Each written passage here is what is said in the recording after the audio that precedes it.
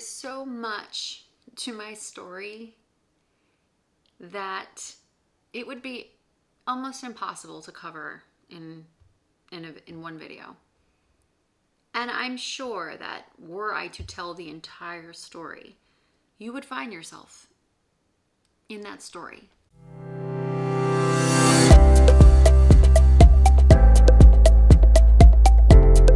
But before I continue my waking up story, I had said in previous videos that I don't want this channel to be a channel of just nonstop hatred or nonstop negativity. Because my actual goal on here is I want to pull people out. If you're in it, there's nothing I can do to pull you out, to wake you up, to help you see this. I'm drawn to this activism. I am drawn to help women and moms and the people who don't have a voice. I am drawn to helping people find their voice. And if you're in it, I just feel so much empathy for you if you're in it and you think horrible things about me and the community of people who have left. And I used to think horrible things about these people. Maybe this is karma, I don't know. But I used to think that people who left the organization were horrible people. I used to dilute them down to, well, they're just workers of lawlessness and they're just going to die. Horrible, like to think that about humans. Like, who am I? I'm just a person who believed a certain way. But my belief changed when I was at a meeting on this beautiful, beautiful Sunday, and it was the usual gloom and doom talk. It was the usual everybody who's not a JW is going to die. That was the gist of the conversation going on at the meeting. And for context, I have very small kids. They were about 5 and 6 or 6 and 7 at the time. And we don't allow them to watch things like that on Netflix. We don't allow them to watch violence. We don't allow them to watch anything like that at home. So you go to your place of worship and you think they're going to hear messages of positivity, right? Message of hope. Well, that was getting to increasingly not be the case. And I would even say to friends, why when I go to the meetings with my kids, why is the content so heavy? Now, my son is a very empathic person. And by empathic, I mean, he doesn't just have empathy for people. I mean, he can actually absorb energies. And I'm like that too. My daughter is very similar in that. She's a very contemplative person. So you hear a talk about gloom and doom and shame. Kids absorb that. Even when they were babies, they would scream at the meetings, probably because the light is extremely bright and everything was loud and just completely not a place for babies. I know that now. But anyway, we were at this meeting and the talk was about gloom and doom. Now, mind you, my father is not a witness. And I'm very close to my father. After my parents divorced, my mother found the religion after the divorce. So my father, he's had since remarried and he never took to it. At the time, I thought it was devastating because I know he's my dad. I wanted him to live forever. So I kept my father at arm's length. I was taught that anyone who's not a witness is going to die. And because of that, I had such anxiety growing up and I formed half-hearted relationships with people. Now, as an empath, that's extremely difficult because I give my all to anyone who's in my life. My all. If you're in my life, I'm loving you and I'm loving you hard and fierce. That's how I am. So my father was just always there for us. And I can't imagine what life was like for him. I'm going to do an interview with him. I cannot imagine what life was like for him with his children being in such a high control religion. And all at once, he lost holidays and Father's Day. He lost seeing your children participate in sports. Like, he lost all of that. And I feel really badly for him. Now that I'm out, I can see what he had gone through. So my son is very close to my father. And we're at this meeting and the talk, even subtleties, my son picked up on. It was amazing. The talk was basically, if you're not one of Jehovah's Witnesses, ultimately you'll be destroyed. And I let it go, thinking they're little, maybe they didn't pick up on it, I don't know. We get home that night and my son just could not settle. He couldn't sleep. I'm like, honey, what is going on? Why can't you settle? And he thinks and he's like, Mom, if Grandpa is not one of Jehovah's Witnesses, does that mean that he's gonna die? Now, I grew up with that fear. I grew up thinking that. I grew up believing that. I grew up being told that. I grew up not even letting myself fully get close to my father, my grandparents, my aunts, uncles. I grew up with that mentality because that is what they teach. And in that very moment, I said to myself, okay, you can change. You can change the future here. You can stop the cycle of abuse now. You could stop the cycle of indoctrination now, or you can continue it. And I decided to stop it. I decided to not continue it. So I said, you know what, honey? That's not true at all. No loving God would destroy people who simply don't believe one certain way. And that was it. That was my waking up point. I thought, how am I going to do this? How am I going to teach my children that anyone that they love, as long as they're a Jehovah's Witness, is approved of? Because that's just actually not true. That's false information. That's not what the Bible actually teaches. So I went to bed that night and I admit, I said a prayer, but it wasn't a prayer in the way that you're thinking. It wasn't a prayer in the way that I had been saying them my whole life, you know? Like, we all know the repetitive prayer that we hear at the meetings. We all know the repetitive prayer that we probably say before meals and before bed. It wasn't that kind of a prayer. It was the type of prayer that really meant like, okay, if you're here, can you show yourself? I don't know. I just felt this wave of peace that overcame me. And then in that moment, I gave myself permission to start researching.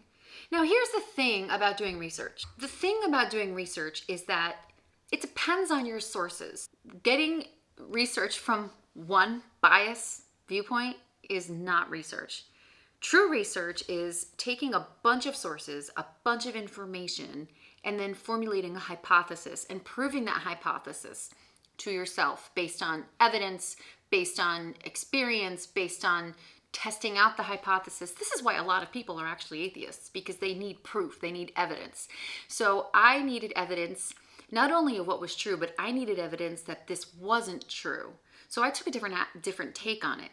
What I did not do was I didn't have a negative viewpoint of the governing body. I thought, okay, well, maybe it's true what they say, that they're just a bunch of imperfect dudes trying to help people get on the straight and narrow. And even then, I can totally justify that. What I cannot and will not justify is the control, is the hiding of predators in a congregation. I cannot justify blood transfusions. My issue with blood transfusions is that I have a very rare illness.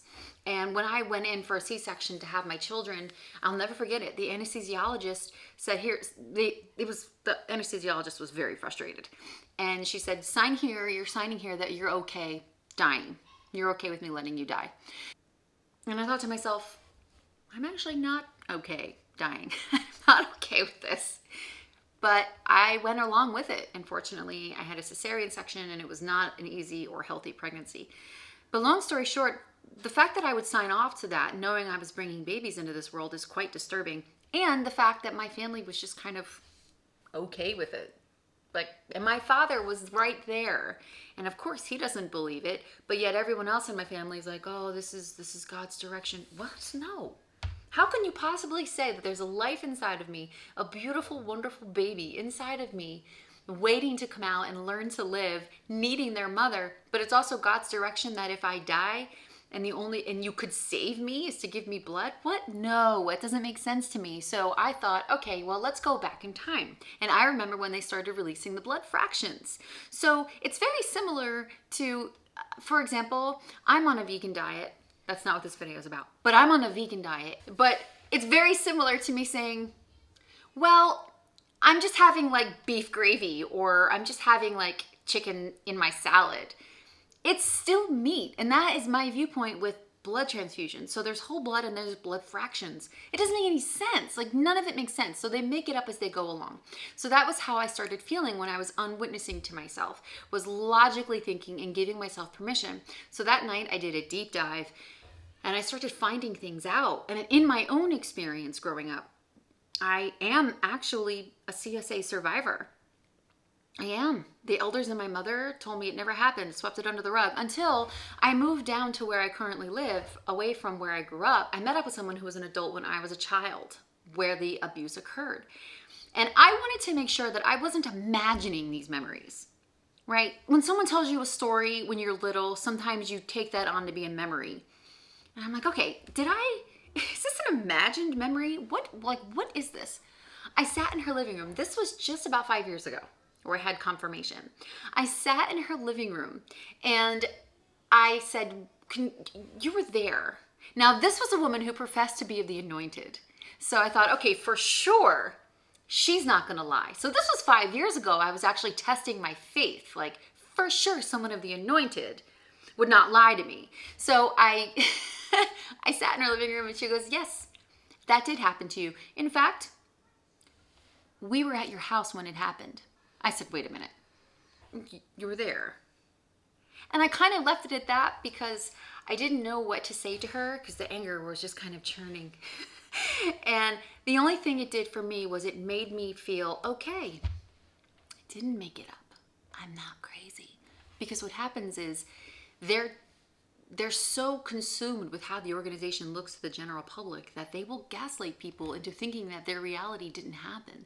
They will gaslight you into thinking, listen, we don't want to bring reproach on Jehovah's name, so we're not going to talk about this. But yet, why are they publishing articles on child abuse? Why are they continually saying this is how we handle this?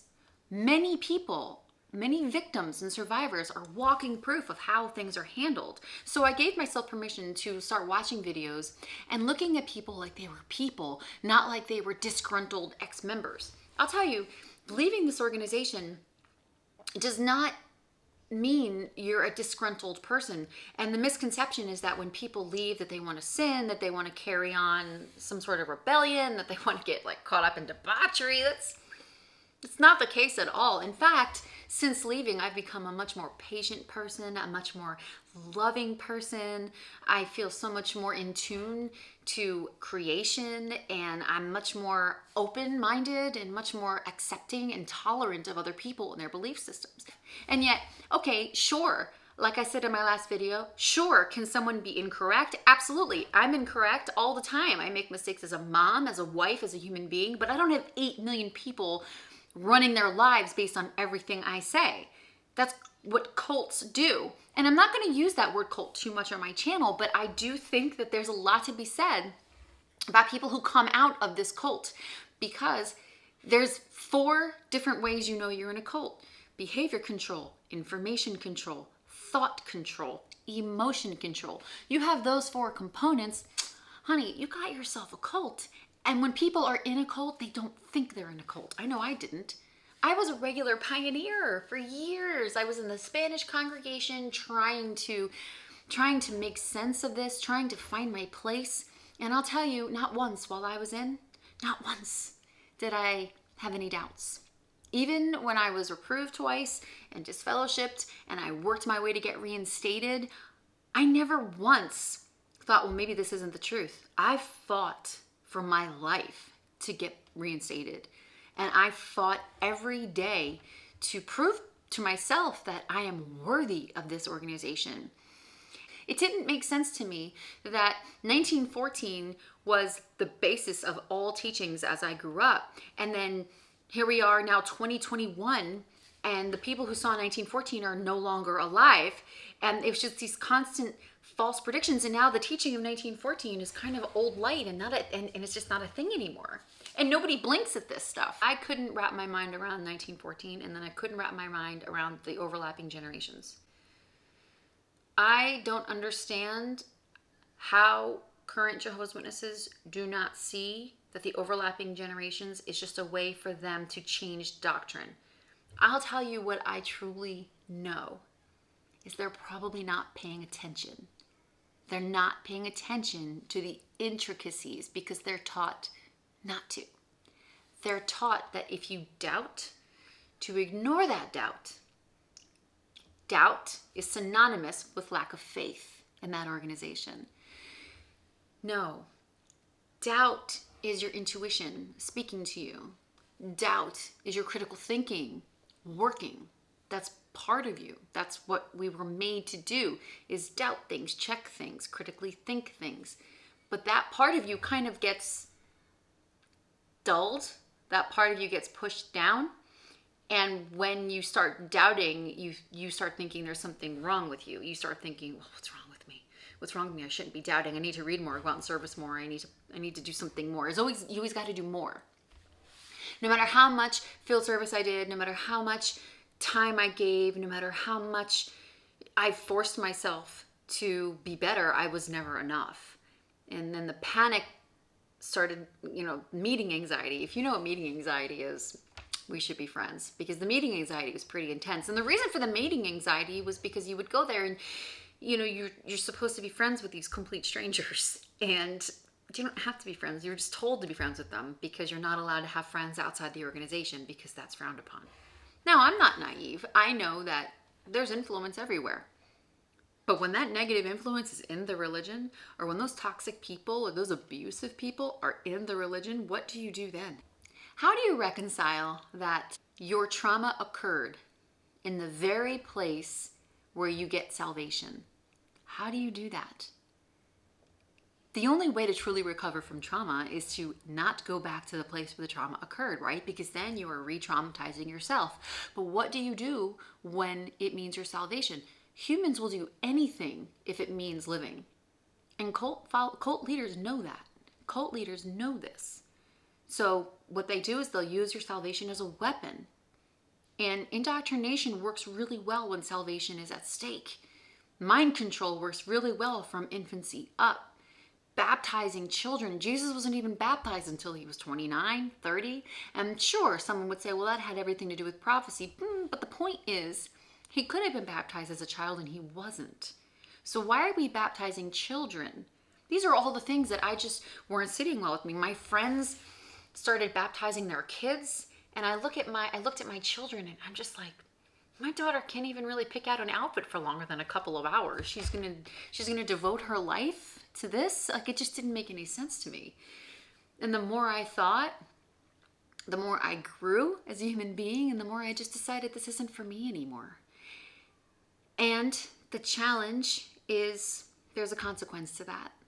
I got baptized at 10 years old, and now I'm 41, and I'm in the best phase of my life, and you make that choice. But here's the question I want to answer. Why go on YouTube, right? Why not just be physically and mentally out like a lot of people? Why talk about it? Why make it so obvious? Because that's who I am. I have always been a very open person. If you knew me before this, you would know I shared color and consistency on social media all the time. I see nothing wrong with that. I have grieved on social media. I have celebrated on social media. I have done everything on social media because that's just my personality. But could I, and I've had this conversation with myself, why couldn't I just, I don't know, tell funny mom stories, or why couldn't I just keep my mouth shut for the sake of having people in my life? And here's the reason why. Because very few women, moms, speak out. As women, we are taught to be subservient people. And they'll tell you we're not. We are. I'm a woman. It's a firsthand experience. So I am speaking out to help people feel better about their decision. I would rather have one person mentally recover and feel better about the choices they make than keep relationships with people that don't even really talk to me nor care what I'm doing in my life. See, those are the relationships a lot of people hold on to. I gotta tell you, there are a lot of people who keep relationships. It's the what if theory. Like, I don't want to speak out. I don't want to be open with it because just what if I need to talk to somebody in that organization? And that's exactly what they want. The more people that keep quiet, your numbers are counted, the more people are going to hide. So I think the shunning practice is something that they need to do away with, and they never will. Let's talk about what you're going to see on this channel. You're going to see videos of mindfulness. interviews. You're going to see people who have recovered. You're going to see people who are doing well and thriving. You're going to see people who are outliers. You're going to see people who didn't want to run amok. And when people are controlled, yes, a lot of people do rebel, especially the young people. Some people do get out and they do have these demonstrative behaviors, and a lot of that is unresolved trauma. I struggled, right? I couldn't allow myself to just keep quiet about the things that I found out. And I'm the kind of person that once I see injustice or once I know something is false, I just have the personality type that I have to speak out about it. And I think the hardest part is that I know that I left based on doctrine. If it's not true and you stay in it, then you're basically living a lie. That is how I felt. And I find it very disturbing that friends and family would cut off all association with you because you no longer believe what they believe. I don't think anybody who's been disfellowshipped has ever truly recovered. I think it's the most abhorrent use of power I have ever seen. In fact, ostracism is a war tactic. When you remove people and you isolate them, that's when you catch them at a vulnerable, weak time. That is one of the worst ways to treat a human being. When you hear of people leaving the organization, you're going to hear of people being told, oh, they left Jehovah. No. They left an organization disguising themselves as a religion. And if you're watching this and you're physically in, mentally out, if you're watching this under the covers and you have to hide the fact that you're watching this, there's a very good chance you still believe. It's okay to still believe. I'll repeat that. It's okay to still believe. When you strip away the indoctrination, that is that the organization is synonymous with God, that's when the house of cards just falls. That's when you start realizing, oh, wait a minute. I'm not destined to gloom and doom. I'm not destined to die.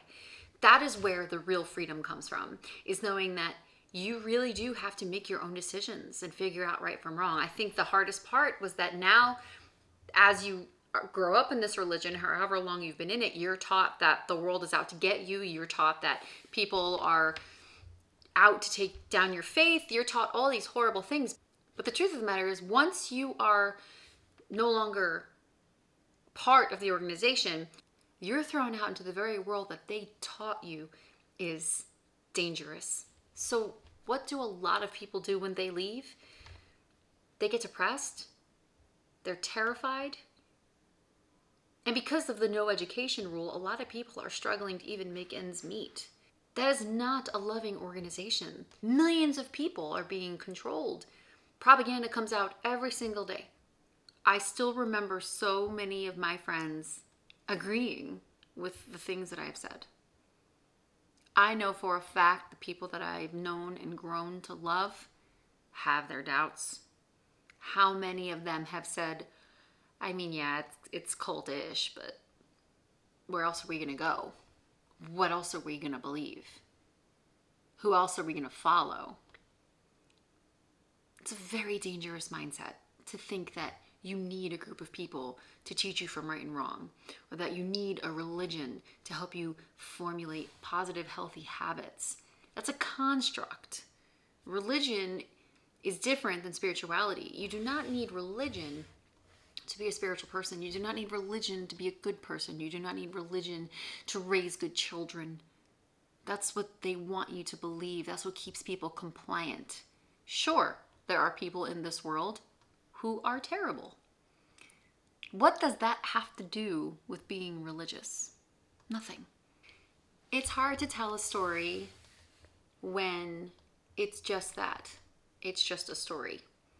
If I were to give you any details about my life in that organization, it would merely be anecdotal. It's not evidence that it's not the true religion. It's not evidence that these things truly do happen and go on in that religion. It's confirmation bias for you at best. For me to tell my whole story, it would bring some catharsis to my life, but it wouldn't help you. So I asked myself, how can I tell my story in a way that would help you?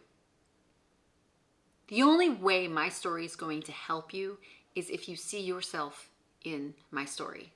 That's how all stories help us, really. And then how the person conquered the issues or the negativity that was in that story. And that is what I'm going to talk about. When I came into this religion, it was 1988. And my mother and stepfather found this religion through the door-to-door preaching work, which is rare nowadays. You never see that happening. And to be honest with you, I hook, line, and sinker. I was a child, so of course I believed everything I was told. I was baptized at 10. It's sad, really, because I was a child. I had no business dedicating my life to an organization or to anything at 10 years old when I had a bedtime. And I saw a lot of pain and atrocities within that organization. My Bible study conductor was not my mother. It was another person in the congregation, and she got disfellowshipped. She was unhappy in her marriage, and, well, she found a better life. So she got disfellowshipped. And then little by little, the elders in that congregation were so corrupt in that congregation that it's one of those things where everybody knew there was corruption in that congregation, but nobody did anything. There was a predator in that congregation, and he impacted so many youth in that congregation, but nobody said anything, nobody did anything. And I'm not sure of the other victims because nobody talked about it. It's one of those things where I know there are other victims, but I don't know who, so I can't really speak to that.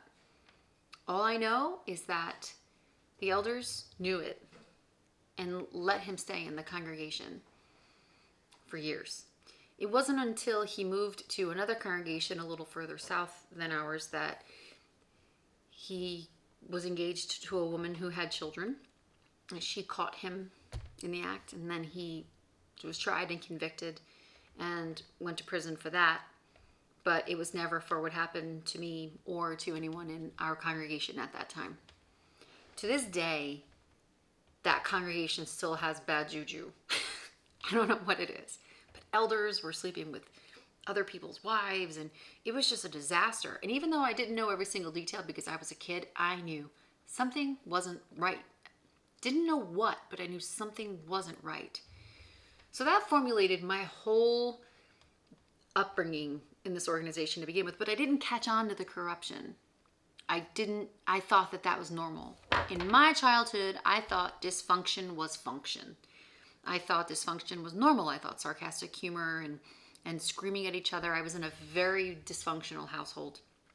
And when you have a narcissistic parent in a high control religion, the two meet together and it is a perfect marriage. So I never was able to see the narcissism, especially as a child. I was never able to see the abuse that was going on behind closed doors. One of the tragedies that occurred in our life, and maybe you can, again, I'm telling stories so that you can find comfort in knowing you're not alone, was that my older brother, I was young at the time, my older brother, he didn't believe it anymore. And he was still impacted by my parents' divorce, and he was acting out. He was a normal preteen. And I remember the elders' sons were these too cool for school teenage boys. And my older brother just wanted to be liked. He was a normal teenager. Like, we all go through this. And they were horrible to him.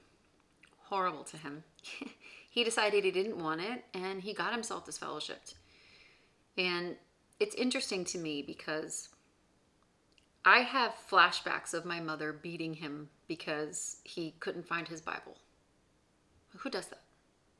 I have flashbacks of, so he got disfellowshipped at around 18, and he got kicked out of the house, and he was never allowed back in unless he was to be reinstated. And I remember being 11, 12 years old, laying in bed and him tapping on the window because he needed money for food. And I was convinced that that's not what God wanted, so I didn't answer him. And that was indoctrination. That was my mother telling me, don't ever talk to your brother. He's bad for you. And the saddest part about it is that was just completely not true. So 25 years went by that I didn't know my brother. He's married with 2 kids, and I didn't know him, and he didn't have his family. That's what this religion does to people. It's marketed as a protection, but the reality is it's a division. And they'll twist that scripture saying Jesus came to divide. No, that's not no. So if my stories seem tragic, it's because they are. And it's because in this organization, there is no real love. It is all conditional. And that even goes for people on the inside and how they view people on the outside. How many times have we heard ourselves say, well, it's because they're worldly. We have the truth, they don't. Like we dilute people down to what they believe in. And the human experience is so much deeper than that. People are so much deeper than that. People deserve so much more than that. That's where God is. If there's a God, that's where he is. He is in the love. He is in the way we treat people. Life is not about you don't believe what I believe, therefore we can't coexist. They teach black and white thinking, where it's us versus them mentality. And I thought for a minute, well, it wasn't all bad, right? Like there were good moments. The good things about that organization were it taught me how to be a woman, wear high heels, dress like a lady, public speaking. But see, when you're in an abusive relationship, which this was and is, there's going to be times that are fun and healthy and good. There are going to be good memories, and there are going to be pleasantries, and there are going to be things that we look back on and romanticize. And that's okay. And usually it's when we're the loneliest, when we're the saddest, when nostalgia hits, and when it's all you've known, that can really take its toll on a human being. I'm just really grateful for the other YouTubers. I never thought I'd see myself do this. Never. I never thought I'd see myself make a video, talk to a camera like I'm talking to my best friend. I never thought I'd see the day. But I can't tell you how it feels as a mom to reverse the cycle of abuse, to reverse the cycle of guilt and shame.